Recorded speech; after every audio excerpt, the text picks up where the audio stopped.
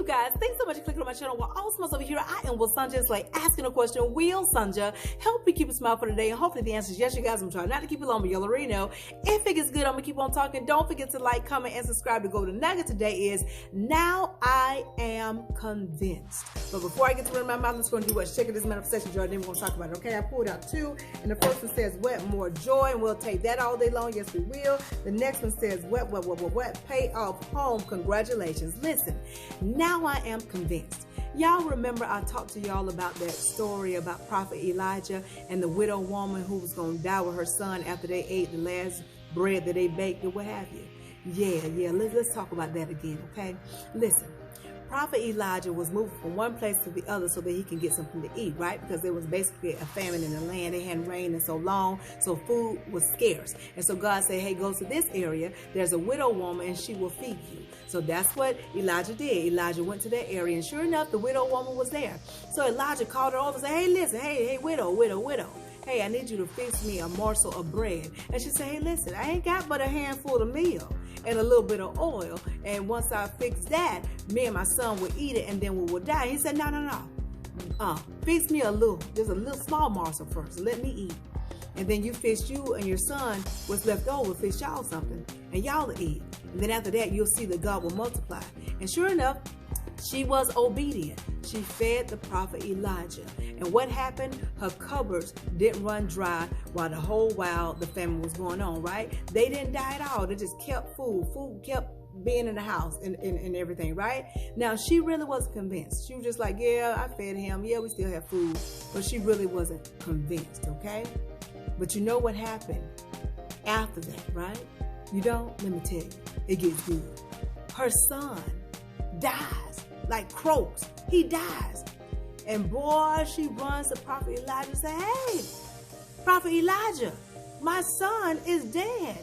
And she's like, what is this? What's going on? He's dead. Why would God do this? And so Prophet Elijah gets her son and takes him away and begins to pray for him. And he says to God, God, I know this is not of evil. I know this is not what you're doing. You wouldn't do anything evil like this. You have her to be obedient to feed me, and then her son dies. And so he's in there praying and talking to God, reminding him of what he told him and what powers he got and all this other good yum stuff about God. And guess what happens? You know what happens.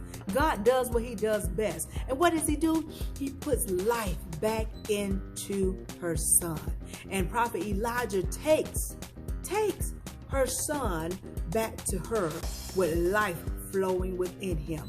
And you know what she says? Now, she doesn't say this. She doesn't say this at all when she has food to eat over and over after she fed Prophet Elijah. She only says this after God brings her son back to life. This is what she says. Now, by this, I know, which is the same thing as what? Now I am convinced. She says, now by this, I know that you are a man of God, which means what? She knows that God is real. She knows that God can do any and everything. She knows that God is God of all gods, right? She knows that God can make anything happen. She knows that God knows how to bring things together, right? She didn't say that not one time when her and her son was still eating after she fed Prophet Elijah. But when God brought life back into her son's life, she said, now I am convinced. Now by this I know that you are a man of God, right? That's what she said. And you know why she said that? Because her eating, having bread, feeding her her physical body with her son, right, wasn't anything really major. It was minor, but not a major. But her son dying, the spirit leaving from her son, the soul leaving from that body was major. It was more major than that minor of eating physical bread. And so when God brought life back into her son, she said, now by this I know. Now I am convinced. Some of y'all are over there right now. You're not quite convinced. I've been there before and may get there again. You know God has done this for you and that for you. But right now, there's something in your life that is more major than what God did beforehand. And you're saying, God, yeah, you did that. You did that. But I'm still not convinced that you can do a whole lot more. I'm still not convinced that you're God of all gods. I'm still not convinced that you can pull all of it together. I'm still not quite convinced. And God is saying, hold your horses. Hold your mule. Don't hold your breath, okay? I'm about to do something for you that you ain't never seen. And when I do this for you, you will be convinced. You'll be saying, what? Now by this, I know that God can do anything. And nobody, no devil in hell, no enemy, no falsehood of feelings, no mind, no body, none of that will be able to convince you otherwise for the rest of your life. God is about to show up for you. He's about to show up for you. And listen, let me tell you this. He ain't going to show up for you because he has to prove himself. God ain't got to prove himself to nobody. He loves a challenge. That's what it is. He just loves a challenge. He ain't got to prove nothing to you. He really doesn't. But he needs to get you in a space to remember where you come from. You've been in this earth, on this earth for so long that you have forgotten where you come from. You say, no, I know my ancestry line of history. I know I'm from Australia. No, I'm from India. No, I'm originally from Africa. Oh, no, I'm from here. I'm from Japan. I'm from China. I'm from Asia. I'm from God said, no. That ain't where you from, boo-boo. You are from kingdom life. God formed you first spirit. He formed you first in spirit. And then he allowed you to be birthed into the world. But because being birthed into the world and being raised in certain environments, you got so much of carnalness around you and on you. You're so physical. And because of that, you forget who you are at core, which is God. Which means what? You forget what God can do. You forget that God is all-powerful, almighty. Anything that you can think of that's powerful, God is greater than that. That he's greater. You forget that. So God loves the challenge. And when he performs the challenge, what does he do?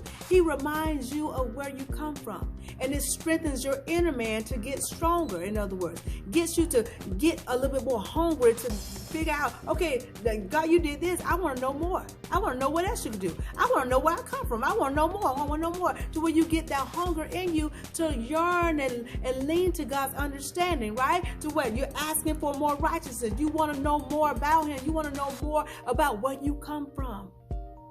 Because when you know where you come from, you'll find out strengths and a whole lot of greatness about you. And guess what? When you really know who you are and where you come from, nothing will make you afraid. Nothing will cause you to be fearful. Nothing will cause you to back down. Why you like, no, do you know who my peoples are? You ain't never heard about my peoples? No, we ain't the type to back down. We're not the type to be afraid. We're not the type that accept no for an answer. Why? Because we know the truth and we're strong and we're rocking out with the Creator, which is God. So listen, you may not be saying it now. Yeah, God woke you up this morning, but to you, that ain't really major. What's major is that you need this over here done. Okay? You're trying to prioritize. That's what you call it. But can I tell you what? Everything in your life is major. From you waking up to a small thing to a large thing. All of it is major. It is. But you're not quite convinced. But if you can just stay all the way aligned and connected, just trust God just a little bit. Take 1 foot forward to trust God just a little bit.